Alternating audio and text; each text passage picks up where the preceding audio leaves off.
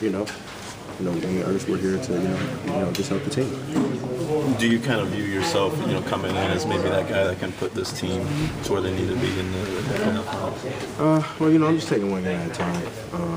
It's definitely good to come here and get the first win, of course. We got a tough one against Indiana. We're playing really well. We just got to keep it. We got to be consistent. That's the main thing, being consistent these last 3 games. Did you feel like you gelled pretty well in your first game with your new teammates? Yeah.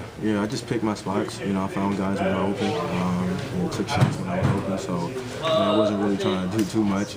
Just trying to use my way into it. When Scott started you in overtime, played the whole overtime. What did that mean to you? The confidence he had in you to finish the game? Well, I definitely didn't think I was coming back in.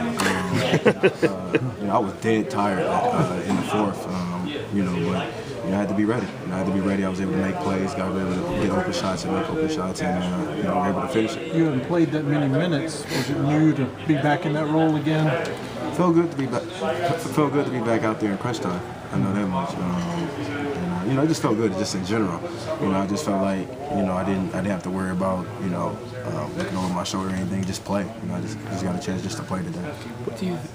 What may it have meant to this team to win the game the way it did? That was a game where it wouldn't have been too difficult to just pack it in after that wild swing there. Yeah, we came out great. Our first unit really helped us out a whole lot. Second unit, we really didn't keep the lead, and they were able to make a run, and then we made a run, and they made a run, and then we were just able to come out with the win. This bunch is like 5 and 9 in games decided by 3 or less.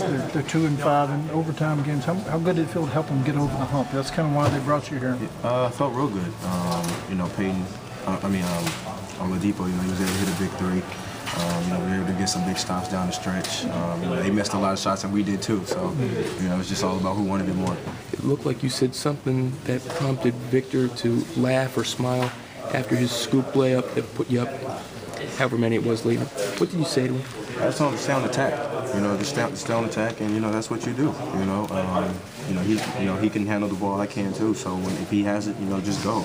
Main thing is I just want him to be on attack the whole time because not too many guards in this league can stop him. I think there was also a moment there early in overtime where Evan had a foul he didn't like, and maybe he was in danger of getting a tech, and you said something to him. How? Obviously, you were comfortable doing that, even though you barely know him. Well, you got to think about time, time of the game, and I didn't want him to get a tech, and things like that. So down the stretch, we definitely got to take control of our emotions, because a tech like that can ruin the game for us.